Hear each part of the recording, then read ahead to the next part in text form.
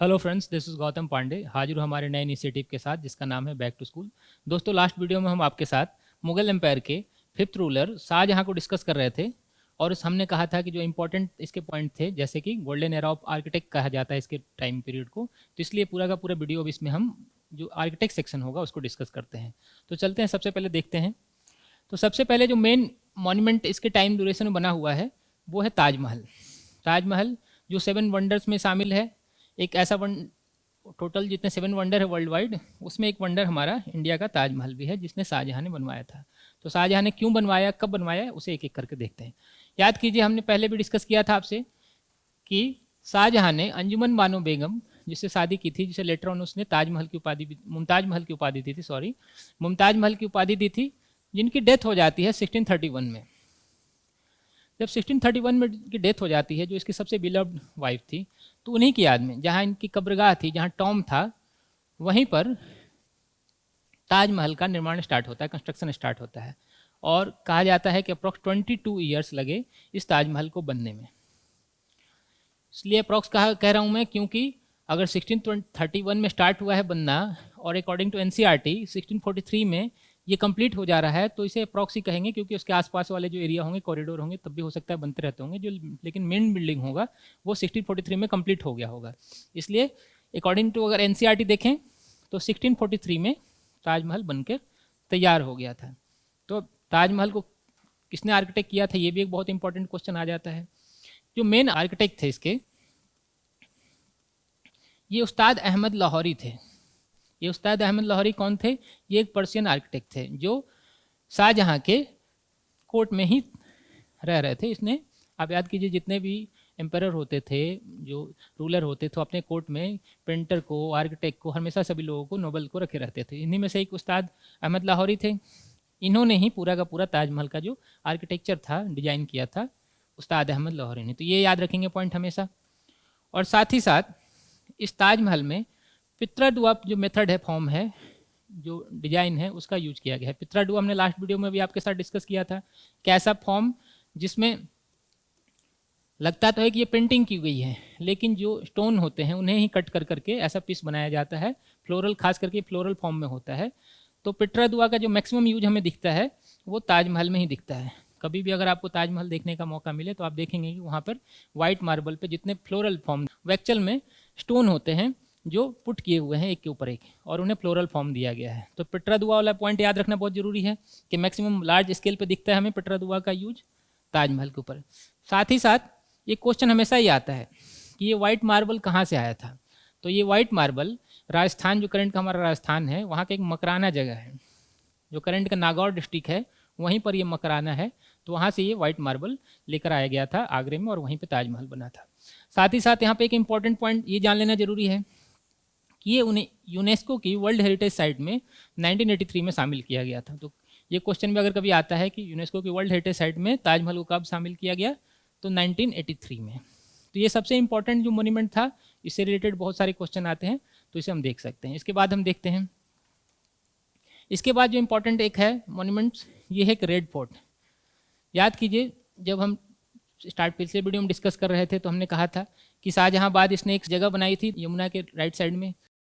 तो वहीं शाहजहाँबाद में इसने दिल्ली में रेड फोर्ट बनवाया था।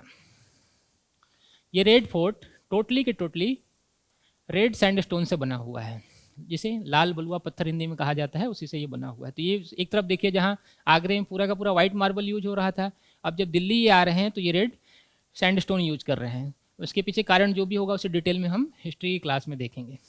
इसका एक ये क्वेश्चन आता है कि आर्किटेक्चर जो स्टाइल है वो कौन सा स्टाइल में बना हुआ है। तो ये इंडो इस्लामिक स्टाइल में बना हुआ है, इंडो इस्लामिक स्टाइल में बना हुआ है। और साथ ही साथ जो इसका आर्किटेक्ट था वो उस्ताद अहमद लाहौरी ही था, जिसने ताजमहल को भी डिज़ाइन किया था। तो ये उस्ताद अहमद लाहौरी रेड फोर्ट को भी डिजाइन करते हैं। एक पॉइंट यहाँ पर ये समझ लेना जरूरी है कि 2007 में से वर्ल्ड हेरिटेज साइट घोषित किया गया था। ये पॉइंट भी याद रखना जरूरी है। अगले हम देखते हैं, अगला कौन सा है मॉन्यूमेंट इंपॉर्टेंट। देखिए, दिल्ली में एक जामा मस्जिद है। जामा मस्जिद में हम थोड़ा सा डिफरेंसेस देखेंगे। जामा मस्जिद में डिफरेंसेस क्या होगा कि एक तरफ जहाँ ताजमहल में सिर्फ वाइट मार्बल यूज हो रहा था, और दूसरी तरफ रेड फोर्ट में पूरा का पूरा रेड सैंडस्टोन यूज हो रहा था। लेकिन जामा मस्जिद में वाइट मार्बल के साथ साथ रेड सैंडस्टोन दोनों यूज होगा, और दोनों यूज करके ये जामा मस्जिद बनाया गया था अप्रॉक्स 60-50 से लेकर 60-56 के बीच में। तो स्टार्टिंग हो सकता है 60-50 में हुआ होगा और 60-56 में जाके कंप्लीट हुआ होगा। तो अगर पूछा जाए कब बन के कंप्लीट हुआ तो 60-56 बोलेंगे, बट स्टार्ट कब हुआ तो ये 60-50 बोल सकते हैं। तो ये पॉइंट यहाँ समझ लेना जरूरी है कि अगर मिक्स पूछा जाएगा वाइट मार्बल के साथ रेड सैंडस्टोन का एक साथ यूज कहाँ दिख रहा है हमें, जामा मस्जिद में। ये पॉइंट यहाँ पे कल्चरल सेक्शन से थोड़ा समझ लेना जरूरी है।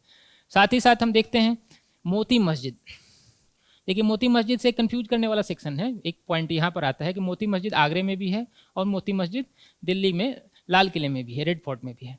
तो अगर आगरे वाला मोती मस्जिद की बात आती है तो ये शाहजहां ने बनवाया था, जो आगरा का किला है वहाँ पे उसके अंदर में ही इसने मोती मस्जिद बनवाया था शाहजहां ने। लेकिन अगर दिल्ली में पूछा जाए, दिल्ली में जो लाल किले के अंदर में है तो वो औरंगजेब ने बनवाया था। इसलिए यहाँ कंफ्यूज नहीं होना है, पॉइंट हमेशा याद रखना है कि आगरे वाला मोती मस्जिद शाहजहां ने बनवाया है और दिल्ली वाला जो मोती मस्जिद है वो औरंगजेब ने बनवाया है। आगे देखते हैं हम। देखिए स्टार्टिंग के जब शाहजहां रूल कर रहा था तो अपने पहला जो इनिशियल टाइम था वो आगरे में बिता रहा था। आगरे में कहाँ, जो पुराना किला है, पुराना किला जिसे अकबर ने बनवाया था अपने टाइम में, उसी पुराने किले से ही ये शासन कर रहा था। 1638 तक, जब तक कि वो दिल्ली नहीं आता है तब तक ये आगरे से ही रूल कर रहा था, आगरे के इसी किले में रहता है। इस टाइम में इसने यहाँ पर इसने बहुत इंपॉर्टेंट कुछ मॉन्यूमेंट्स बनवाए थे। एक इंपॉर्टेंट मॉन्यूमेंट्स था मुसम्मन बुर्ज। मुसम्मन बुर्ज इसलिए इंपॉर्टेंट हो जाता है कि मुसम्मन बुर्ज से ही कहा जाता है कि इसके बालकोनी से सामने ताजमहल दिखता है। तो कहा जाता है कि ये अपनी वाइफ से, मुमताज महल से इतना प्रेम करता था, लव करता था कि वो चाहता था कि जब भी वो सुबह उठे तो उसके सामने ताजमहल दिखे, उनका टॉम दिखे।